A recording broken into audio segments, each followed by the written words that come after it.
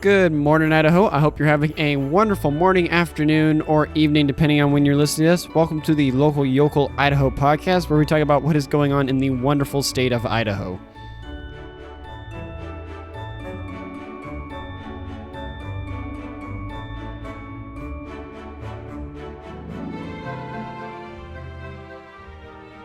Welcome to the morning banter, where I just kind of talk a little bit before we get into the show, some more laid-back conversation about Idaho in general, and just general chatting. Hope you're having a wonderful Christmas and all the festivities that are falling up to it, and you're not too stressed. I know some people kind of going into the Christmas season, we can all get a little stressed with the craziness of finding this gift, and then that event, and White Elephant gift exchange party, and then that Christmas thing, and I gotta get tickets for that concert, or whatever else. We all have that habit during Christmas to overboard ourselves, but hopefully that Christmas shopping has gone well for you and hasn't been too stressful, or you got it done early in the year. I know some people, I know have done that. I have done that in past years. This year, I was not on the ball and did not get it done like that. But on the flip side, I also know that there has been, in the Treasure Valley anyways, I don't know about the rest of the state, you can email me or tweet me about that, there seems to be a lot of sickness going around. I know my family has been gotten sick and stuff. Thankfully, I've been able to dodge it because I've been working on this most of the time. So I'm down in my studio and office kind of a lot of the time. So away from all the sickness that is going on in the family. Thank goodness, so I can speak and talk and record this. But I do know there have been a lot of families affected. I don't know if it's like COVID or the flu or something. Part of me wants to say it had something to do with like the amount of lockdowns and everyone not having as much of an immunity to stuff, and it's been hitting people a lot harder since we tried to keep everything so clean. I don't know. That's just my opinion. That's not based by any research or medical sources or stuff, but part of me wonders if it's that. Then again, I know some people have gotten like tested for it, and it's not the COVID, but then again, it might be just a really nasty thing, the flu, which, it comes and it goes, and we'll all get through it. But hopefully you are not down sick, or if you have been sick, you've gotten that phlegm out. I know a lot of people that have had it have had a lot of like phlegm stuck in their throat. So yeah, you're over it. But then like 2 weeks later, you're still going, still coughing your throat out, trying to get that last bit of phlegm. But anywho, we'll move on to the rest of the podcast here with some interesting events and stuff.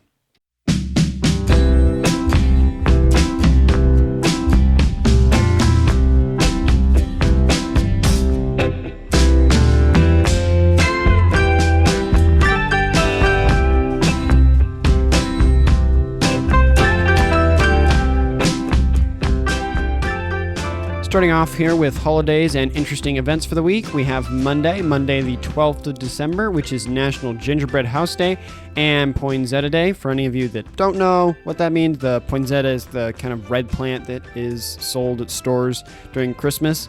I have a couple that are still alive, so for any of you that want to try to grow them after the Christmas season, you can do it. Have faith. As for in history, in 1792, Beethoven received his first music lesson. In 1946, the UN accepted 6 Manhattan blocks as a gift from John D. Rockefeller Jr. In 1957, Jerry Lewis married Myra Brown. And lastly, in 2000, the U.S. Supreme Court released its decision on Bush versus Gore.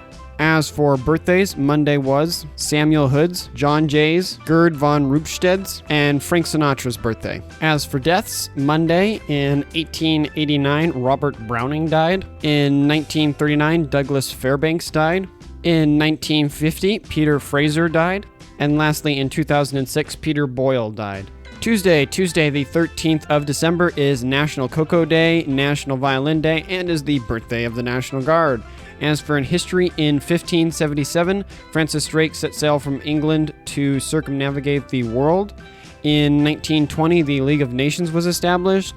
And lastly, in 2003, former Iraqi President Saddam Hussein was captured in his hometown by U.S. forces. As for birthdays, Tuesday was Archie Moore's and Dick Van Dyke's birthday, and is Jamie Foxx's 54th birthday and Taylor Swift's 32nd birthday.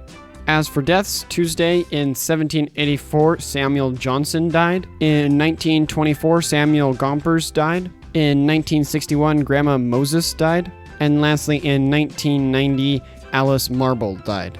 Wednesday the 14th of December is a little funny one here. It is National Monkey Day, which for any of you that have children understand that the word monkey and children are synonymous at times. So, you have 2 days of the year that you can celebrate for your rambunctious offspring. But moving on into history, in 1774, the first incident of the American Revolution happened. 400 New Hampshire militiamen successfully attacked Fort William and Mary. In 1780, Alexander Hamilton married Elizabeth Schuyler. In 1947, NASCAR was founded. In 1984, Bette Midler married Martin von Hasselberg. And lastly, in 1995, the Dayton Agreement was signed in Paris. As for birthdays, Wednesday was Nostradamus, Tycho Brahe's, George VI, and Jimmy Doolittle's birthday. As for deaths, Wednesday in 1476, Vlad the Impaler died. In 1799, George Washington died. In 1947, Stanley Baldwin died. In 1985, Roger Maris died. In 1993, Myrna Loy died. And lastly, in 2013, Peter O'Toole died. Next up is Thursday the 15th of December, which is National Cupcake Day and Bill of Rights Day. So I guess to celebrate Bill of Rights Day, make up some delicious cupcakes with your kids there or for yourself, or you could go out and grab some, I guess. As for in history, in 1593, Holland granted a permanent patent, or not a permanent patent, granted a patent on the windmill. In 1612, German astronomer Simon Marius observed the Andromeda Galaxy through a telescope for the first time. In 1791, the U.S. Bill of Rights was ratified. In 1840, Napoleon Bonaparte received a French state funeral in Paris 19 years after his death. In 1933, Gary Cooper married Veronica Ball. In 1939, Gone with the Wind premiered in Atlanta. In 1945, Hank Williams married Audrey Shepard. In 1955, Folsom Prison Blues was released by Johnny Cash. And lastly, in 1970, the Soviet Venera 7 was the first spacecraft to land on another planet, Venus. As for birthdays, Thursday was Nero's, Gustav Eiffel's, Maxwell Anderson's, Miles Dempsey's, and Michael King's birthday. As for deaths, Thursday in 1796, Anthony Wayne died. In 1890, Sitting Bull died. In 1944, Glenn Mueller died. In 1966, Walt Disney died. And lastly, in 2010, Bob Feller died. Next up is Friday the 16th of December, which is National Chocolate Covered Anything Day. So anything covered in chocolate, it is the day for it. And is also Ugly Sweater Day and Underdog Day. As for in history, in 1653, Oliver Cromwell was appointed as Lord Protector of England, Scotland, and Ireland. In 1689, the English Parliament passed a Bill of Rights establishing limits on the Crown's power. In 1773, the Boston Party incident happened.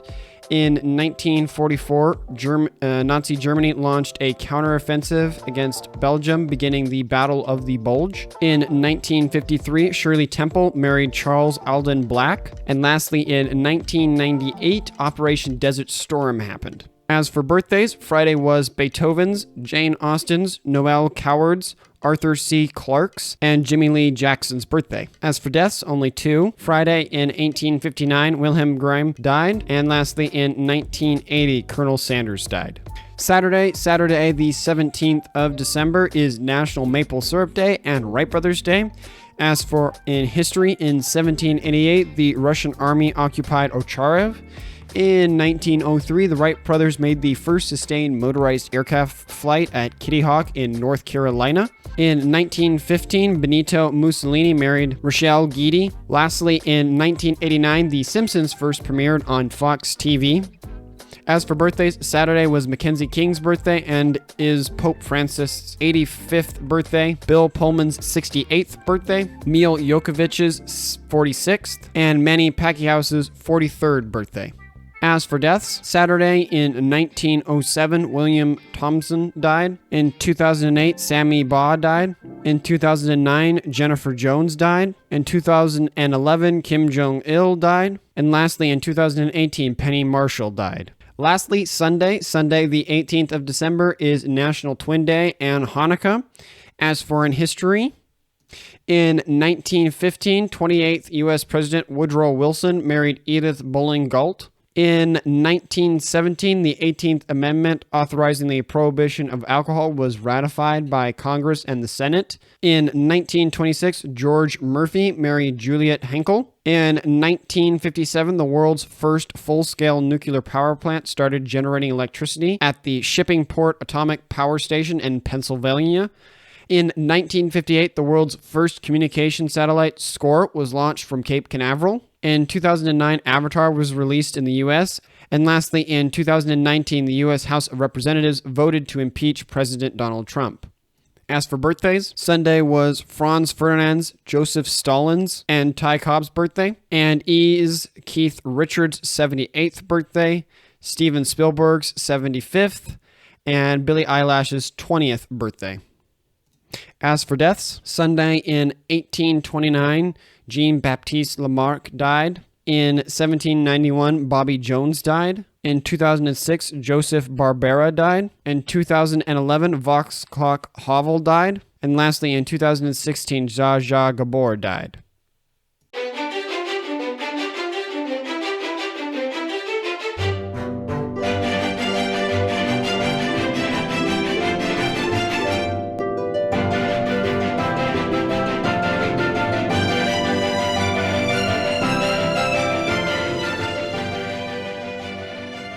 Now on to upcoming events. I'm going to read the timestamps for each town. That way you can jump to whichever town you're interested in, thus saving you time.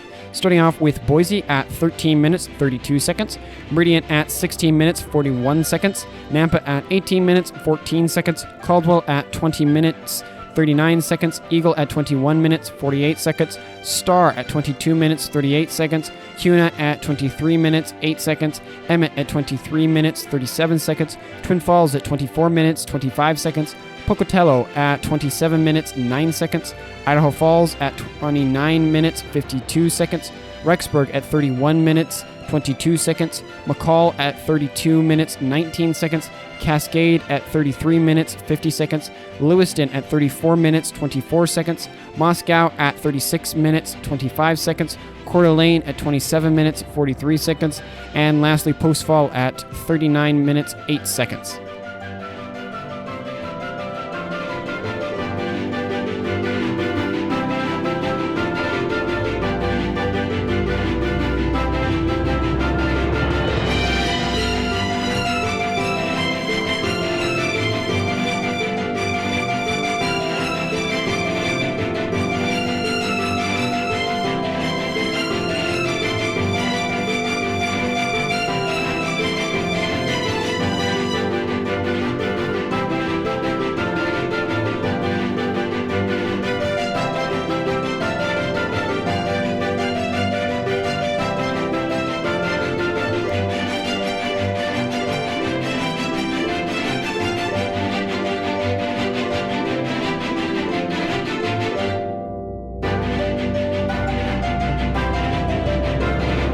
Starting off here with Boise, we've got a bunch of city events here. Monday today, there is a Planning and Zoning Commission meeting at 6 p.m. at the Boise City Council Hall. And then Tuesday, there is a City Council work session and meeting at Boise City Hall. The work session is at 8 a.m. and the meeting is at 12 p.m. Then moving on to Wednesday, there is a special events team meeting at 9:30 a.m. at Boise City Hall. Also Wednesday, there is a Library Board of Trustees meeting at 11:30 a.m. at the main library. Two more here Wednesday. Wednesday, there is a Development Impact Fee Advisory Committee at 12 p.m. at the Boise Depot. Last one here for Wednesday. There is a Design Review Committee meeting at 5:45 p.m. at Boise City Hall. Then Thursday, there is a Parks and Recreation Commission meeting. It is canceled. And then next Monday, December 19th, there is a Historic Preservation Commission meeting at 5 p.m. at Boise City Hall. And then next Tuesday, December 20th, there is a Hillside Work Session meeting at 11 a.m. at Boise City Hall. As for performances, starting Friday, the Morrison Center will have performances of the Nutcracker. They will have one show Friday, two shows Saturday, and twice on Sunday. For times, check below. Tickets costs looks like they range anywhere from $46 to $82 a person. Then Saturday, there is a holiday comedy show from 1 p.m. to 4 p.m. at the Watson Mystery Cafe. They will have 3 comedians there and then a musician. If you're interested in what comedians that is, you can check below for that. The Boise Contemporary Theater is having a performance called All Is Calm, the Christmas Truce of 1914. 1914. A performance talking about the Christmas truce during World War II. Check below for times and tickets. And then lastly, in performances Sunday, there is a Christmas pageant from 4:30 p.m. to 6 p.m. at the Boise Gospel Church. In fun events, Wednesday marks the 48th anniversary of the Idaho Penitentiary. So in its honor, it's just $1 to get in on Wednesday. Then Friday, there is a free carriage rides, or starting, I guess. I think Friday might be the last one. Friday, there is a free carriage rides at the corner of Bannock and 9th Street from 4 p.m. to 8 p.m. It ends December 17th, which is this Saturday. For all the little dates there, check below. And then lastly, Saturday, the Idaho Department of Parks and Recreation is having a tree trimming event at the Discovery Park unit of Lucky Peak State Park. They'll be providing pine cones and bird feeder garlands. They'll have hot cocoa provided. The fee is only the cost of the entry fee to get in, which is about $7. As in other events, Wednesday, there is an avalanche awareness presentation from 6 p.m. to 8:30 p.m. at the Idaho Department of Parks and Recreation. It is free to attend. And then lastly, Sunday, the Boise Depot is having an open house and tours at 11 a.m. For more details, check on that. For more information about anything they talked about, go to the Boise City website or check the link in the description below. Meridian, not a lot of stuff in city, but a lot of different events here. Tuesday, there is a city council meeting at 4:30 p.m. at City Hall. And then also Tuesday, there is a public hearing at 6 p.m. at City Hall. As for performances, Tuesday, there is an artist gallery from 6 p.m. to 8 p.m. at 1120 South Rackham Way, Suite 300. They'll be having Matt Christian, a wildlife artist, Cody Holzer, a fine artist, and Spencer Bate, an acoustic guitarist there. The event is free to attend. You'll just need to reserve your spot. As for fun stuff, Monday, there is a Meridian Knights Chess Club meeting from 12:30 p.m. to 2:30 p.m. at the Meridian Public Library. Then Friday, there is an after-school hangout event from 3 p.m. to 5 p.m. at the Meridian Public Library. 6th to 12th graders are invited to attend. They will have books, snacks to eat, and Wi-Fi, and I think some video games from what I read. Then Sunday, there is a public gingerbread party at 1 p.m. at the Hidden Gem Events. In other stuff, Thursday, there is an Idaho Defense Carry course from 6 p.m. to 9 p.m. at the Hampton Inn in Meridian. The course is $25 a person, and ages 15 and up are welcome to come. And then lastly, Saturday, there is the first Boise Creations annual Christmas craft fair from 9 a.m. to 3 p.m. at 1920 North Record Way, Meridian. For more information about any things I talked about, go to the Meridian City website or check the links in the description below. Nampa Monday. Today, there is a Nampa Airport Commission meeting from 5:30 p.m. to 7 p.m. at 107 North Pilatus Lane, Nampa. Then Tuesday, there is a Planning and Zoning Commission meeting from 6 p.m. to 10 p.m. Location is not provided. Thursday, there is a special city council meeting from 7 a.m. to 9 a.m. Location not provided. Next Monday, December 19th, there is a regular city council meeting from 5:30 p.m. to 10 p.m. The location, there again, not provided. And then next Monday, December 19th, there is a design review committee meeting from 12:30 p.m. to 3 p.m. at the council chambers. As for performances, Tuesday, there is a performance called Holly Jolly from 6 p.m. to 8 p.m. at the Nampa Civic Center. Then Wednesday, Snoop Dogg will be performing a Holidays Blaze event from 7 p.m. at the Fort Idaho Center. Check it out if you're interested. Moving on to Thursday, the Skyview Orchestra will be performing at the Nampa Public Library from 4:30 p.m. to 6 p.m. Then moving on to Friday, there is a performance of the Nutcracker from 7 p.m. to 8:30 p.m. at the Nampa Civic Center. Sunday, there is the Canyon County Christmas Show from 5 p.m. to 11 p.m. at the Ford Idaho Center. It looks like a rather large event, so you might want to check the description out on that. Also Sunday, there is a Kenny Rogers and Dolly Barton will be performing a Christmas to Remember from 7:30 p.m. to 9:30 p.m. at the Nampa Civic Center. Then lastly, next Monday, December 19th, there is a Fall 2022 showcase event from 3:30 p.m. to 9:30 p.m. at the Nampa Civic Center. They'll have different performances and groups there. And then as for fun stuff, Wednesday, there is a teen paint and sip event from 1 p.m. to 6 p.m. at the Nampa Public Library. Ages 13 to 19 are welcome to come, and hot cocoa will be provided. Please register for that. It is required. And then Saturday, there is a Christmas banquet from 10 a.m. to 5 p.m. at 504 East Dewey Avenue, Dewey, Nampa. They will be serving a Christmas dinner. It is being put on by the Idaho Rescue Mission. For more information on anything talked about, go to the Nampa City website or check the link in the description below. Caldwell, we got a couple things here. Not a ton, but still some stuff. Monday, today, there is an Urban Renewal Agency meeting from 6 p.m. to 7 p.m. at the Caldwell Police Department. Then Wednesday, there is a Planning and Zoning Commission meeting from 7 p.m. to 9 p.m. at the Caldwell Police Department.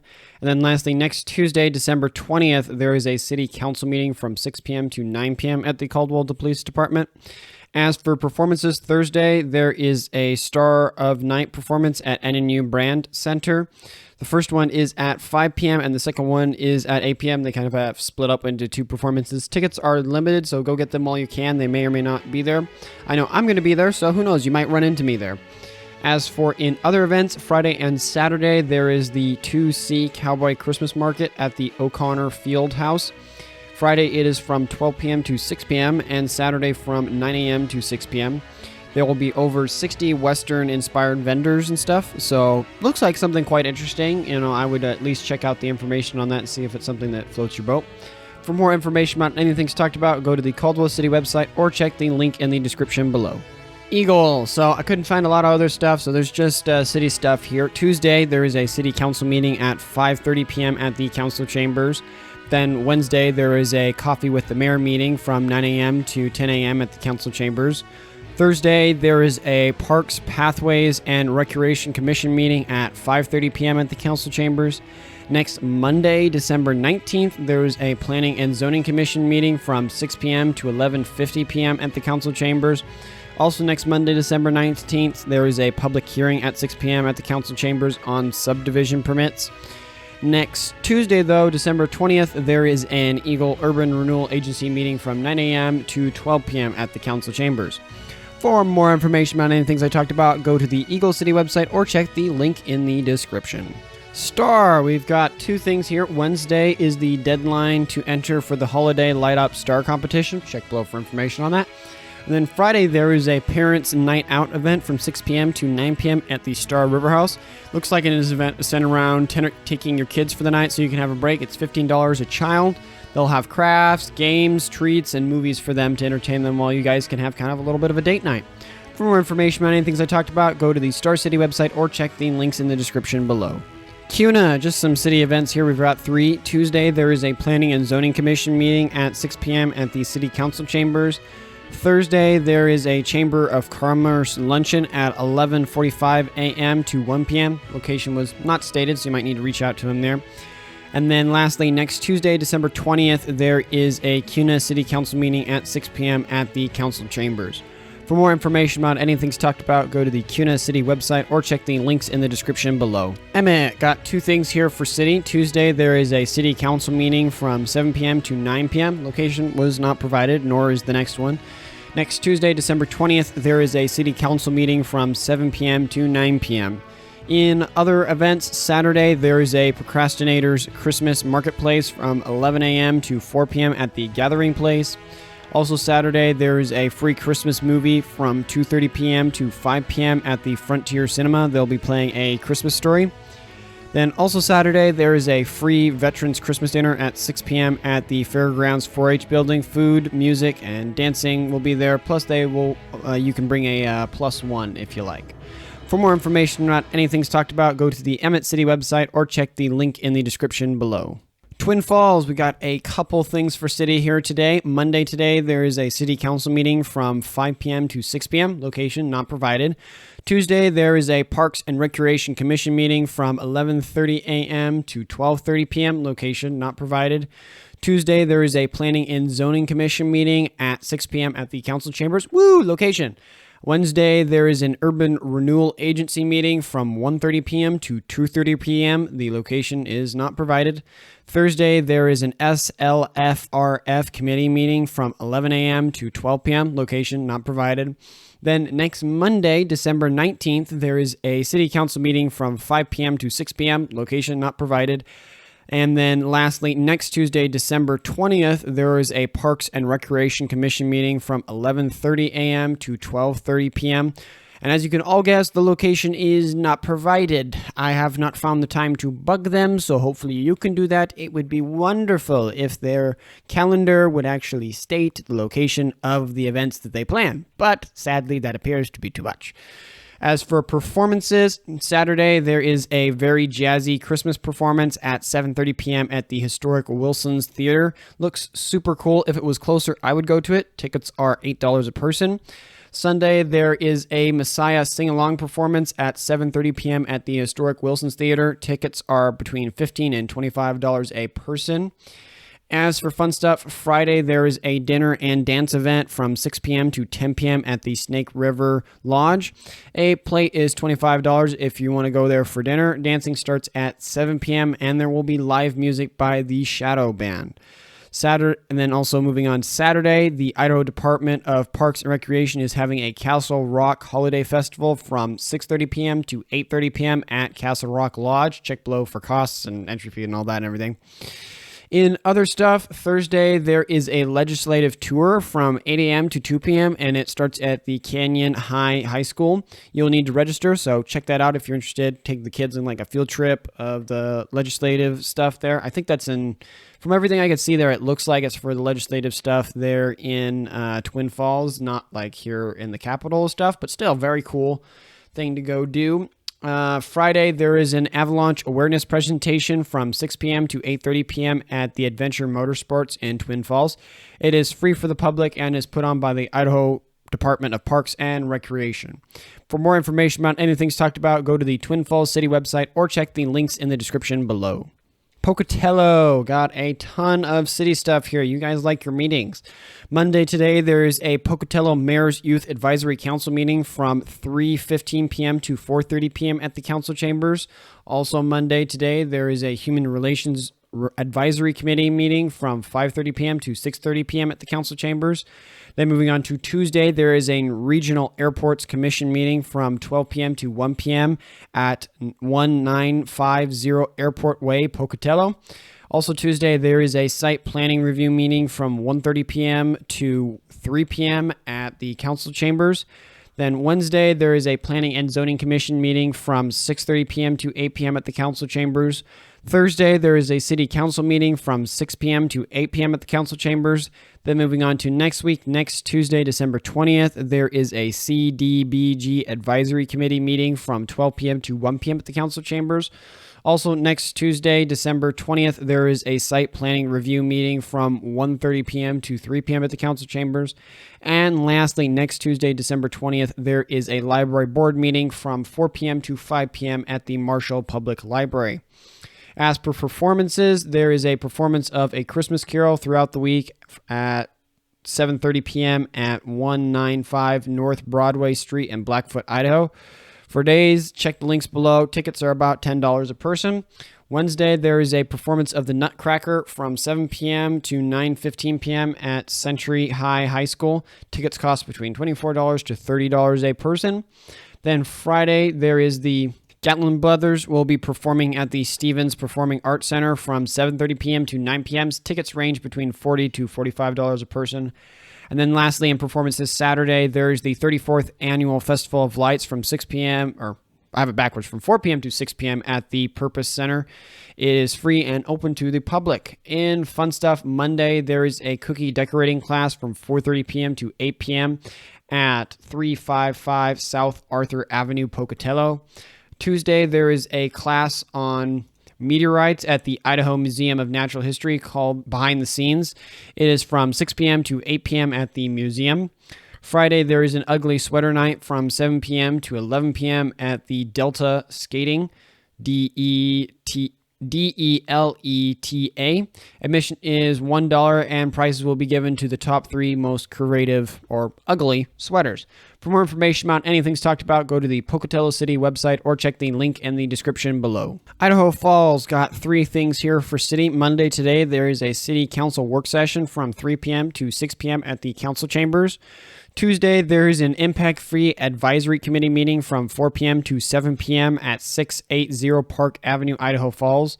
And lastly, Thursday, there is a special City Council meeting from 7:30 p.m. to 10 p.m.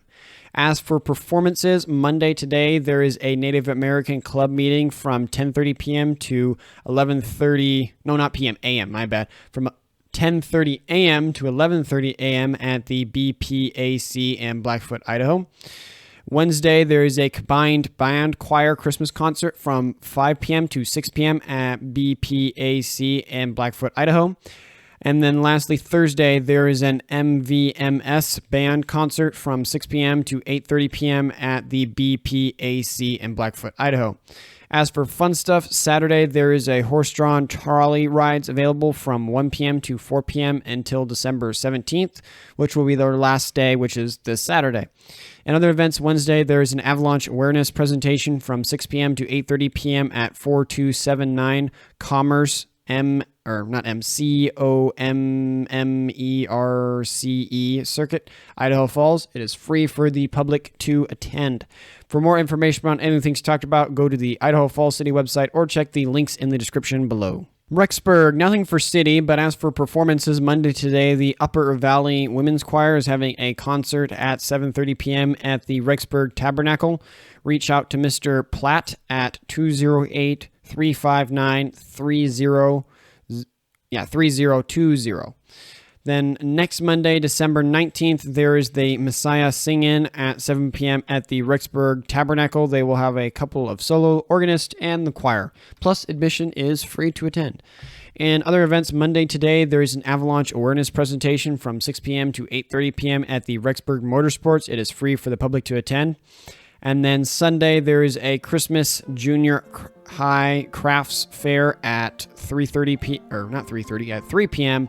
at 134 Madison Avenue, Rexburg. For more information about anything talked about, go to the Rexburg City website or check the link in the description below.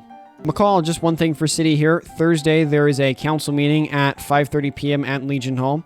As for performances, Wednesday, Joel Sullivan will be performing at 7 p.m. at the Foster's Club.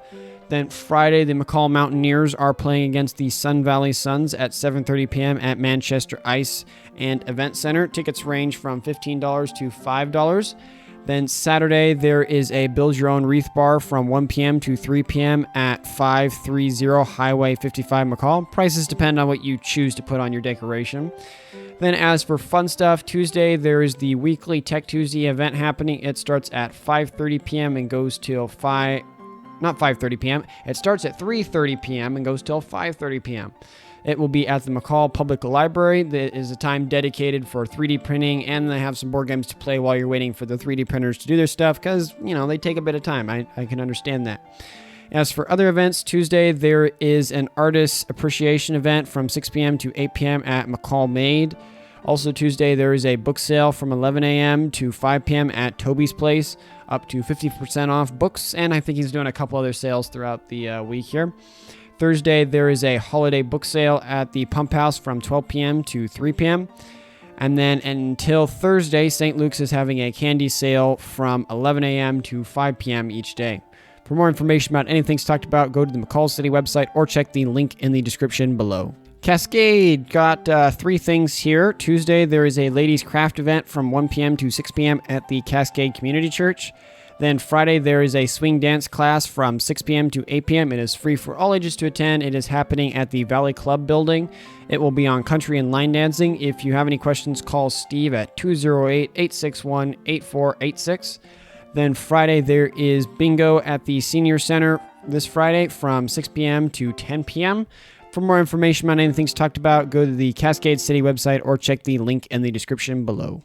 Lewiston, got a couple city events here. Normally you guys don't. Monday today, there is a city council meeting from 6 p.m. to 9 p.m. at the Lewiston City Library. Also Monday today, there is a special Historic Preservation Commission meeting at 10 a.m. at the Bell Building. Then Tuesday, there is an Urban Renewal Agency meeting from 12 p.m. to 1 p.m. at City Hall. Also Tuesday, there is an Airport Authority Board meeting from 3 p.m. to 5 p.m. at the Lewiston Airport Administration Building. And Wednesday, there is a library board meeting at 5:30 p.m. They don't provide a location. I assume it's at the main library. And then Thursday, there is a Historic Preservation Commission meeting at 10 a.m. Location not provided, but I'm assuming based on the previous one we read about up there, it's at the Bell Building. As for performances, Monday today, there is a Mystery Monday movie from 2 p.m. to 4 p.m. at the Lewiston Library. They're going through the Hitchcock series. As for fun stuff, Wednesday, there is a mug making class from 5:15 to 6:45 p.m. at the Lewiston Library. They have this like cool mug press to help with that, so that might be something cool to see. Then Thursday, there is a board game night from 5 p.m. to 6:30 p.m. at the library. Also Thursday, there is the Vandals Night at Winter Spirit event from 5:30 p.m. to 7:30 p.m. at 2102 Main Street Bypass, Lewiston. Admission is free. And then Saturday, there is a Christmas cupcake class from 1 p.m. to 2 p.m. at the Lewiston Community Center. The class is $35 a person. And lastly, next Monday, December 19th, there is an adult dodgeball general registration open from 9 a.m. to 5 p.m. at the Community Center. It is $230 per team. And as in other events, Saturday, there is a crocheting class for experts and beginners from 10 a.m. to 11 a.m. at the library. The class is free to attend. For more information about anything talked about, go to the Lewiston City website or check the links in the description below. Moscow, got a couple things here. Performance section, Monday today, the Kenworth Center will be showing Met live in HD. Saturday, it is at 9:55 a.m. and then Monday, it is at 6 p.m. I see I've not updated my script, so Saturday one you can't make, but the Monday one you can make at 6 p.m. Tickets are $20 a adult and $15 for students. You might want to check that out there. Then Tuesday, there is a show of Gremlins from 7 p.m. to 9 p.m. at the Kenworth Theater. Tickets are $7 a person.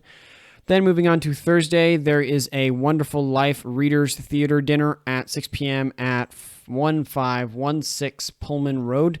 Tickets range from $37.50 to $55 a person. There'll be dinner, desserts, and a showcase of an abridged version of It's a Wonderful Life. And then Saturday, there is a performance of The Nutcracker at 2 p.m. at the Hartung Theater, Hartung Theater. Tickets, go below to check out for those tickets. And then as for fun stuff, Tuesday, there is a Tuesday T-Birds Book Club meeting from 2 p.m. to 3 p.m. at the Moscow Public Library. For more information about anything talked about, go to the Moscow City website or check the links in the description below. Coeur d'Alene, got a bunch of city stuff here. Monday today, there is a General Service / Public Works Committee meeting at 12 p.m. at the Library Community Room. And then also Monday today, there is a CDA TV Committee meeting at 8 a.m. at City Hall. Then Tuesday, there is a Parking Commission meeting at 3 p.m. at City Hall. Also Tuesday, there is a Planning Commission at 5:30 p.m. at the Library Community Room. Thursday, there is a Historic Preservation Commission meeting at 4 p.m. at City Hall. Then Friday, there is an Urban Forestry Committee meeting at 8 a.m. at City Hall. And then next week, next Monday, December 19th, there is a Parks and Recreation Commission meeting at 5:30 p.m. at the Library Community Room.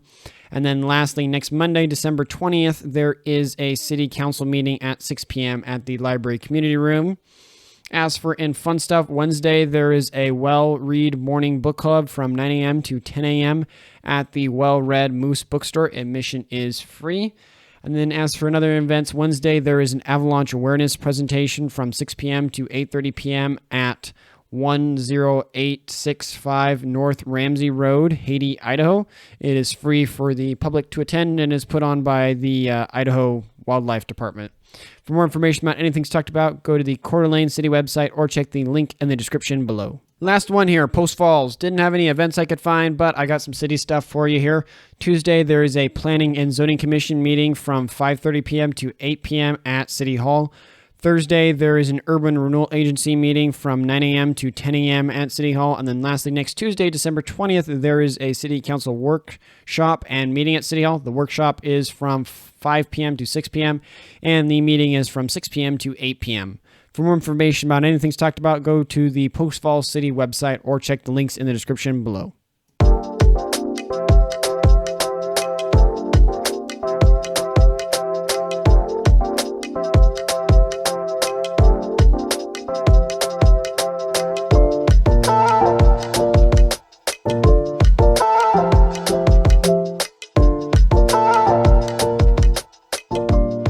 Moving on to the news here, we have our first story, Old Bunker Hill Mill Demolition. This comes by the Shoshone News Press by Chase Watson. So I didn't know about this going on, and I doubt many of you did as well. The Bunker Hill Mill has been restarted over by Kellogg, Idaho. They are going to be using the existing equipment that was there, that is working, of course, and then bringing in some new stuff. They've bought about 10,000 pieces of equipment from a now demolished plant over in Washington. So far, they've actually been on time with getting the mine up and running, which is pretty amazing to hear nowadays. Most things like go beyond schedule and all that and everything. But they're hoping to restart operations in the third quarter of 2023. All that to say, the newest news from the restart has been them demolishing the old mill building that's there. I assume it's just not structurally sound enough or it doesn't fit the needs they have, but they're going to get rid of it. And then for doing that, they're going to make room for a pre-engineered metal building they're going to put down, and that's going to house all that 10,000 pieces of equipment that they bought. Which is really cool to hear, you know. I mean, some environmentalist people I know would not be happy to hear this, but I'm glad to hear more mines coming back here to the U.S. where a lot of the mining and a lot of the ore that's extracted from the rest of the world is done in like Africa and South America, for what I know, especially for a lot of like lithium and other components. They didn't say what the mine's going to be going for here. And it's usually done under really oppressive conditions, and also the people working there really don't have any safety. Rather than if we can bring more of that manufacturing, do it just as efficiently and just as cheaply here in the U.S., then that means we might be able to see some way better working conditions for miners, and then also, you know, less of a strain that, you know, we're not buying from metal and ores and different stuff from some dictatorships or not so nice countries that are in South America or Africa or, you know, China for that matter, which is really, really cool to see. It'll be interesting to see the development as it comes. They have a little website where you can go see where they're talking about the improvements to the mine and stuff that they're doing. I think in the article there, they also talked about that they had previously already got like their power generating station up and running. They talked about a couple different like interesting methods for mining, but I am not in the mining world at all, so I don't know what those terms mean and what systems and what's the benefit of this to that. So, you know, if you're into that, you might want to go check that out and everything. Next one here is the Sandpoint Youth Orchestra. This comes by the Bonner County Daily Bee by someone. They didn't state who, so if you guys did state, I would have, you know, given credit where credit's due, but I couldn't find it there on the article. But it's a little bit of a short one, but a fun one to share. Since 1998, there has been a program called the Festival Youth Orchestra that aims to help students master skills to play orchestral stringed instruments. Over the following years, they have offered free string classes for students of all ages. Currently, it's made up of two groups. One is a beginner's class, another one is a continuing one. Both groups are open to any orchestral string players. Their current range kind of goes from violin, viola, cello, bass, and a couple others. Classes are held every Monday evening, so I guess if you're someone up there in Sandpoint, might be something really cool to go check out. With that said, they're also having a performance today, Monday at 6 p.m. at the Heartwood Center, so if you're interested and want to hear them live or learn more about it, you can go talk about that. This is super cool, especially to see that it's free. I'm assuming that they like make their money through donations or probably through performances to do the stuff, or it might be, you know, some gentleman is hosting us plays. I don't know.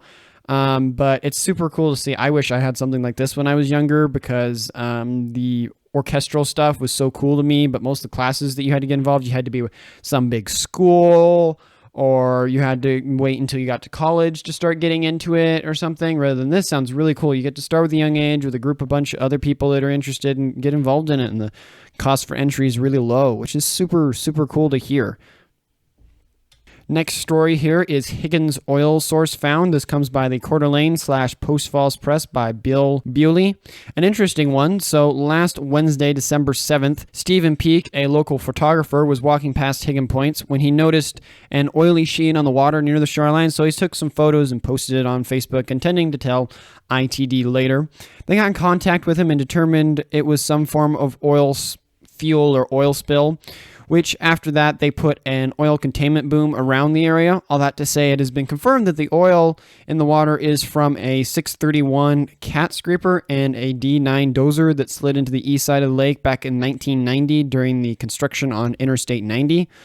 Although this is not the first time that they've had this leak, the dozer began leaking in 2000 and again in 2010.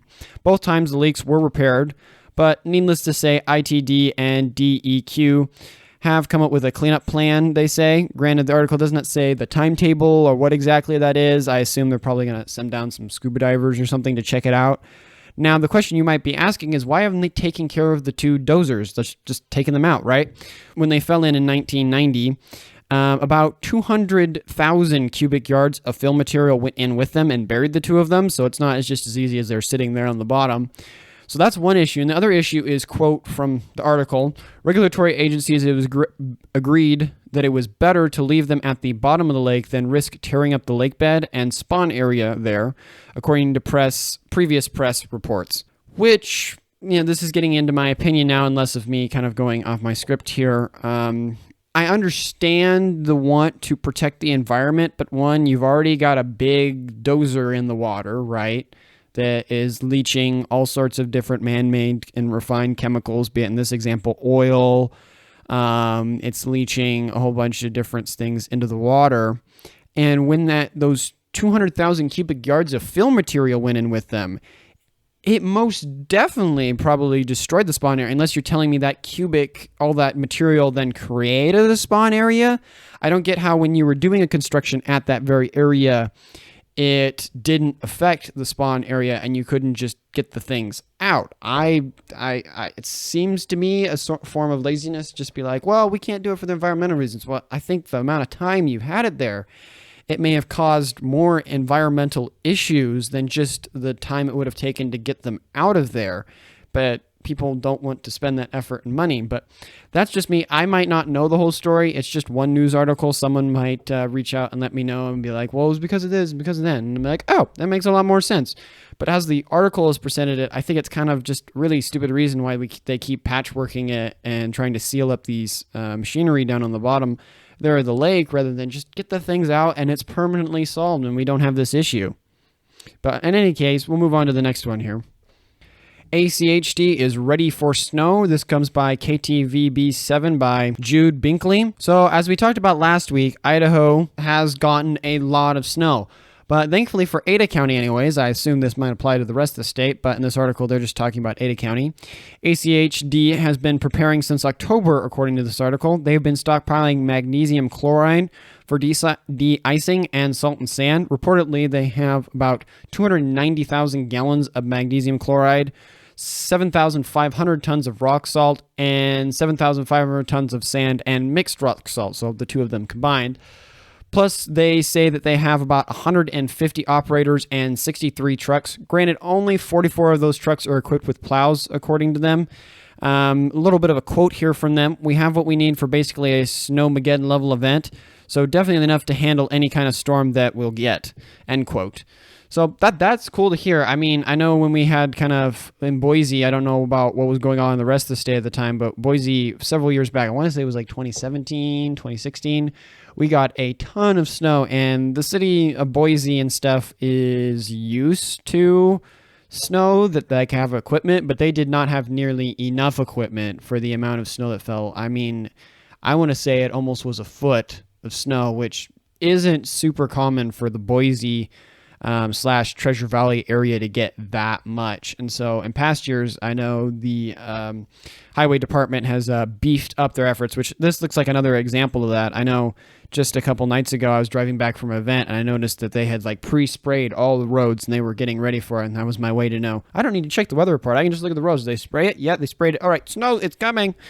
But it's really cool to see that they have made that investment and are prepared for the season. Hopefully that also applies to the rest of the state and not just the Boise capital area. Then again, I mean, I guess maybe they're thinking people around the rest of the state are prepared and ready because everyone out there knows that there's going to be a lot of snow and has trucks and the equipments, rather than people in the Treasure Valley kind of more densely populated area aren't going to be as prepared, and so they're diverting more of the resources there. I'm not sure.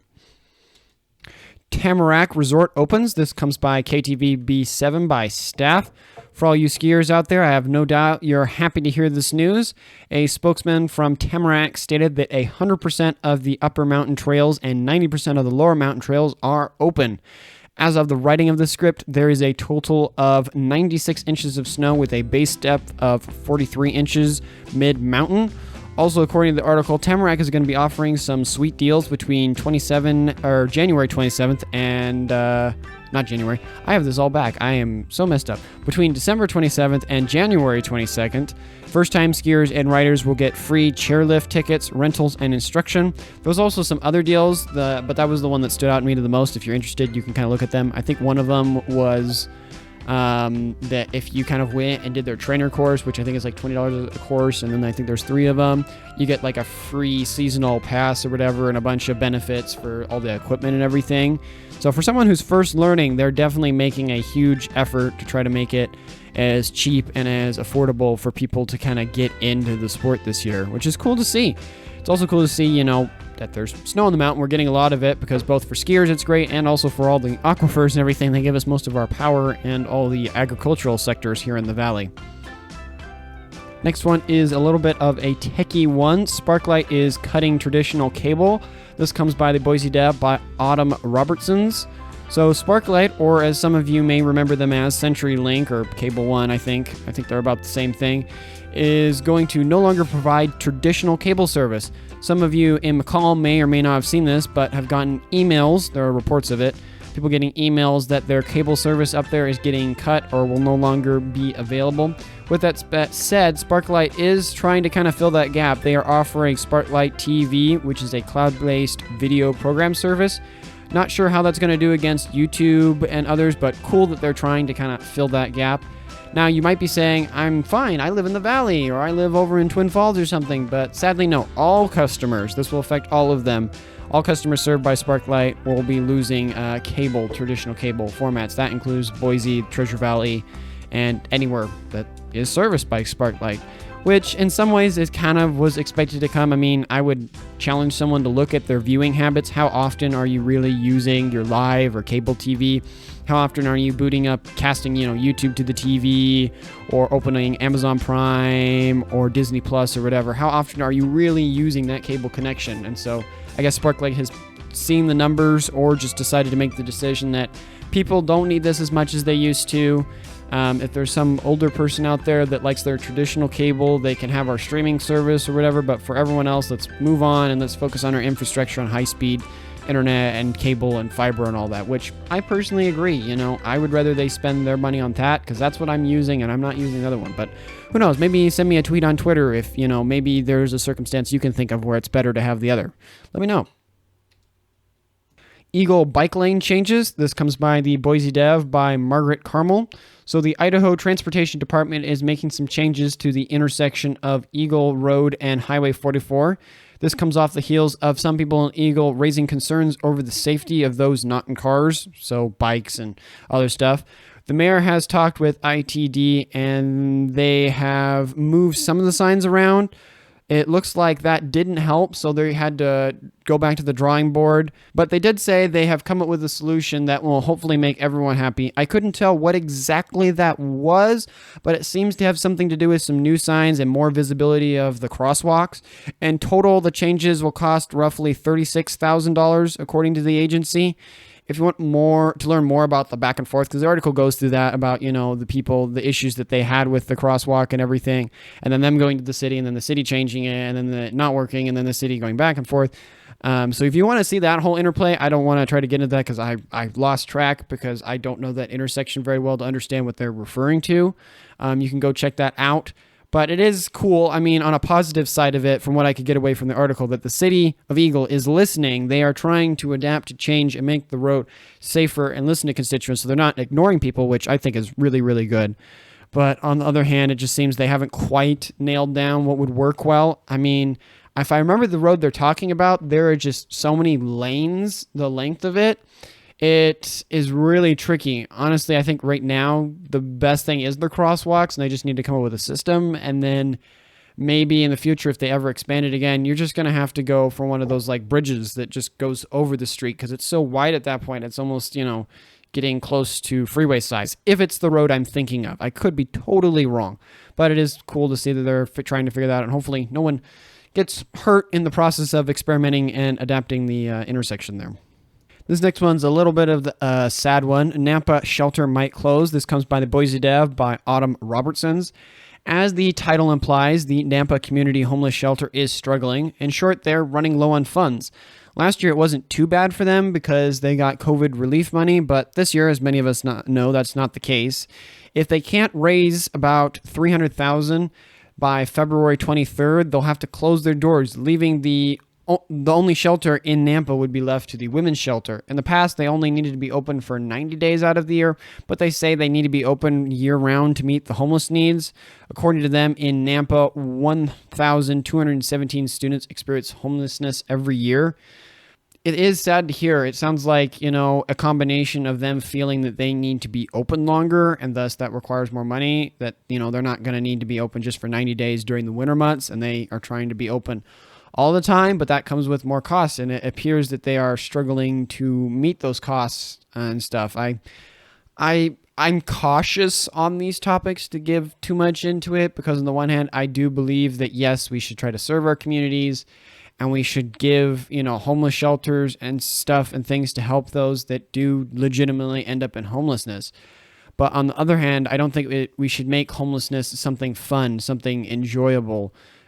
Personally, because then you have stuff like the things in Seattle and Portland where the homeless problem becomes really bad, because it's people are like, well, it's almost easier for me to just sit on the street and get handouts. I don't have to work, I don't have to worry. I just go to the soup kitchen bag. Yeah, I'm not living an amazing life, but I don't have to worry about responsibilities and stuff, which honestly is not good. One should want to further their life and build and accomplish and achieve greater things. And so, yes, we should try to help those that are homeless, but we shouldn't just give free money. We should try to do things for the homeless that get them into work and get them into jobs. And if they don't want to get into jobs and they don't want to get into work, well, then that is their own fault if all the resources are available for them. But that is my opinion. I know it's a little bit, not the largest hot button topic, but a little bit of a topic that is a little politically strained, but we'll move on to the next one here. The next one here is Micron expansion approved. This comes by the Boise Dev by Margaret Carmel. I'm not going to go into everything since we talked about this a couple weeks back, but to refresh, Micron is wanting to expand. This has been brought about by the need for more microchips, and also President Biden wanted to bring more chip manufacturing back to the U.S. As many of you may know, the whole Taiwan situation. Taiwan makes, I think, like 70 or a large portion of the world's microchips and stuff, and China is kind of threatening a little bit to possibly take Taiwan, which could put a huge strain on all of that. Thus, Micron has wanted to add about 600,000 square feet of clean fab space, plus a ton of other stuff. You can read about that in the article. But the one thing that was sitting in Micron's way to do this was the approval of the land they needed, plus some zoning changes, which came this last Tuesday. The Boise City Council unanimously approved the request to rezone and annex 358 acres of land east of the Micron's current campus. All this project is aimed to bring chip manufacturing back to the U.S., like we talked about, and provide the Boise/Treasure Valley area with 2,000 new jobs. A top official at Micron stated before the vote that construction is going to start next spring and manufacturing on site by about 2025. So pretty rapid time frame, assuming everything goes according to plan there, which I think is super cool.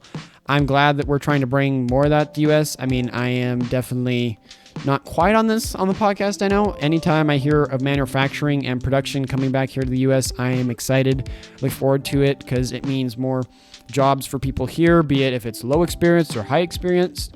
Granted, I am a little concerned because I know Micron's political leanings are a little contrary to that in Idaho, and it will be interesting to see how that mixes. If that means that they're just going to bring a lot of people from out of state, and you're just going to have this kind of political bubble around Micron of more left-leaning stuff compared to the more right-leaning political spectrum here in Idaho. Or are they going to have to adjust their kind of hiring and like COVID policies and different stuff for the people who live here in Idaho that don't really want that type of stuff? It will be interesting to see, but in general, very cool, very exciting to hear, and look forward to see as that develops. Next story here is Aquifer Recharge. This comes by Magic Valley Press by Eric Goodell. Kind of an interesting title, I know, but I thought it was fitting for this. So, as I understand from this article, most of Idaho sits on top of the Raft River Basin. It is the main aquifer that feeds most of the wells here in Idaho. It is obviously, because of that, designated as a critical groundwater area in 1963. But as many of you have heard or experienced, it has been dwindling for the last couple of years. Some of that comes down to housing and drainage management issues, but in general, the aquifer has been struggling. To combat this, there is a $50 million flood management and aquifer stabilization project underway. The project includes a pump station, 13 miles of pipeline, and recharge basins to add water to the Raft River Basin. Of the $50 million, $14.1 million was loaned in November to the Raft River Recharge Group to help with financing the project. About $28.2 million was allocated to the Natural Resource Conservation Service for the project, and the Recharge Group is giving $6.2 million cash match on top of the loan amount. As it is obvious, this is meant to help the aquifer from drying out, thus helping the nearly 70,000 acres of land that are irrigated by the aquifer, but also to help with preventing flooding and prevent suspended sediment from being sent down the Snake River. Now, the project has not been finalized yet. The watershed plan and environmental assessment has not finished. Plus, a couple more public comments are expected to take place in early 2023. With that said, there is a second plan which includes pumping about 100 cubic acres of water per second from the Snake River into the project area. But that one seems a little bit more up in the air. The article didn't go into that a ton.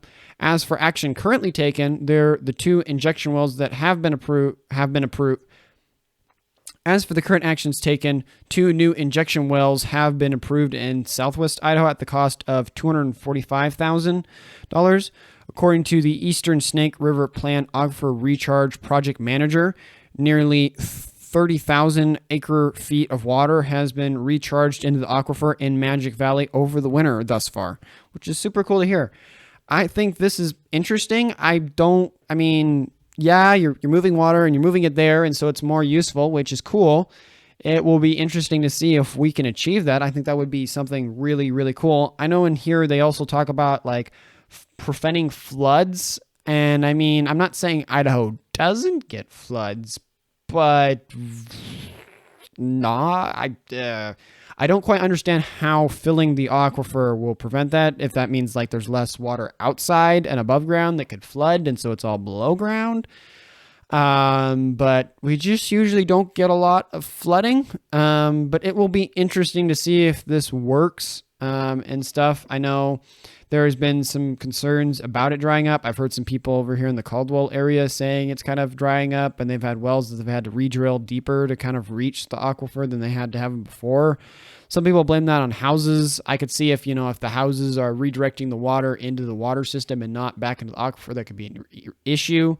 But a lot of the housing neighborhoods I've seen out here in the Caldwell area, they kind of have all the drainage goes into one area, kind of like a little pond area, and then that can seep back into the aquifer. But I have no doubt there's probably some neighborhoods that it's cheaper to just hook it up to the city system and do that, which creates more of an issue. But this will be interesting to see. I didn't know there was a plan to try to solve this, and that we could actually pump enough water back into it.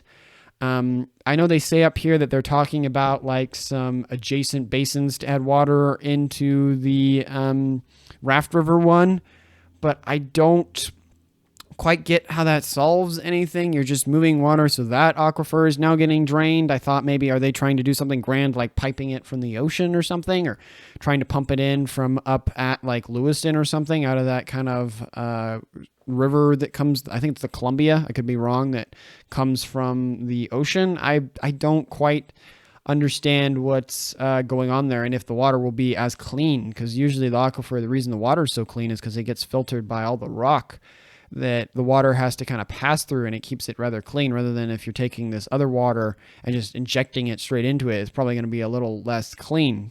And my humble logic. Well, it'll be interesting to see what becomes of that and if something else comes across my radar. Twin Falls Citizen Survey. This comes by the Magic Valley News by Eric Goodall. So the 2022 National Community Survey came out. I have no doubt one can look at their own town, but this article is about Twin Falls. According to the article, 77% of people responded that Twin Falls was either an excellent or good place to live. Granted, when compared to 2018's 87%, that doesn't look quite as good. According to Mandy Thompson, assistant to the city manager, the drops in the numbers are to be expected with a general drop in numbers across the country right now. But she did say that they should keep an eye on the areas that they are performing under in the survey. For example, 42% of people agreed that there was an excellent or good value for the services paid by the taxes they gave to Twin Falls, and 44% had confidence in Twin Falls government. In general, Twin Falls got an overall positive rating in most areas, but there are some ones that they were lacking in, so hopefully the city will take note and make some changes. I think this is kind of cool. I was planning on, actually, once I read this article, just going and finding the survey myself and then kind of covering a lot of the towns around Idaho. But then I found out that it was a bit of a nightmare because I couldn't quite find it. And then if I found it, I had to like put an official request in. And this week's episode was running a bit late, so I didn't do that. So we just covered Twin Falls here. But yeah, I could totally see what she's talking about there. Across the country, there is just kind of a growing distrust of government in all political sides, especially after COVID and then the economy as it's been lately. But it is cool to see that you guys are still doing positively. I think in the article they talked a little bit about how they had some interesting ratings when it came to like law enforcement in Twin Falls. Something like that, like the general rating for Twin Falls safety stuff was low, but when you looked at the specific questions involving the police, the happiness and safety of like being in downtown Twin Falls and different stuff, the survey found that people were very happy with that. So the general readings were kind of misleading, but when you looked at the particulars, it looked better, which is interesting to see. I do know I need to visit by Twin Falls. I don't think I've traveled past Twin Falls, but I've never stopped in and kind of seen some stuff. And I know my laundry list of interesting things to go see there keeps getting longer and longer. And plus the survey just makes it even all the more reason for me to go. Our last story here, and the fun one, Power Grid Security Like a Human. This comes by the Idaho Statesman by Sean Goodwin. Curtis Cantley, an associate professor of electrical and computer engineering at BSU, has been awarded a 3-year grant of $700,000 from the Department of Energy. One might ask what the grant is for. Mr. Cantley has won it as part of the larger 21 million research grant aimed at researching underrepresented areas. In this case, focusing on improving the reliability and efficiency of the power grid by making grid power monitoring systems, sometimes referred to as neuromonic systems. In short, building hardware-based AI systems that will learn the most efficient ways to run the electrical grid and system and all that.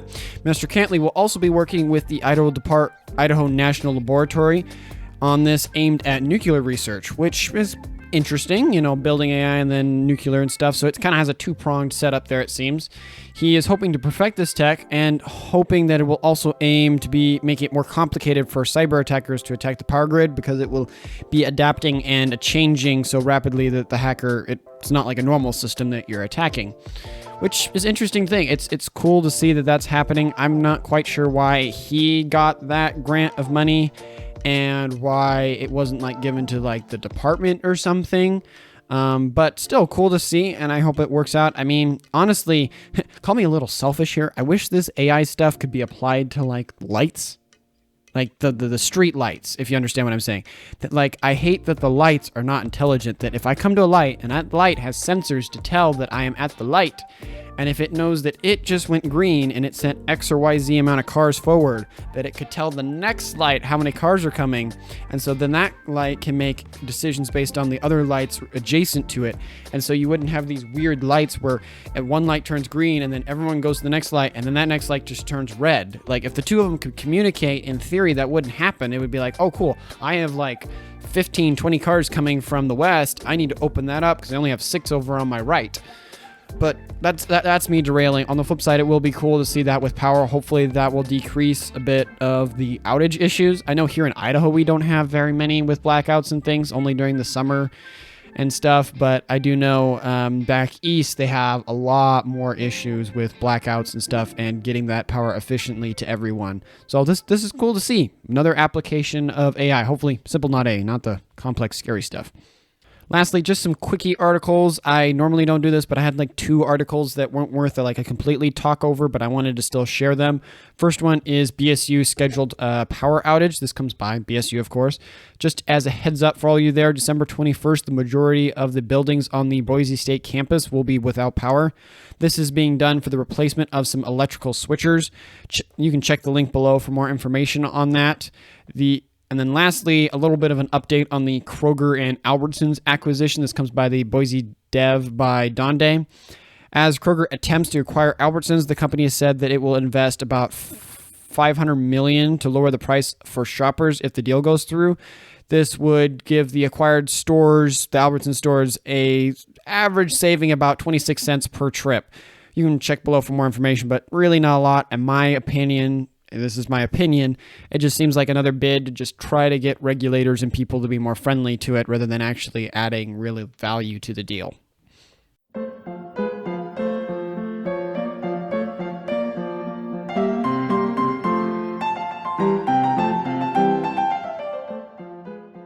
If I missed something, got something wrong, or you have some advice for the show, then send me an email at localyocalidaho2022@gmail.com or tweet me at localyocalidaho on Twitter. For right now, this is just a one-man show, so I can't afford to go over everything, but I hope I can cover as many things as possible. Thank you for your support. That's all for now, and I hope you have a wonderful rest of your week. Godspeed.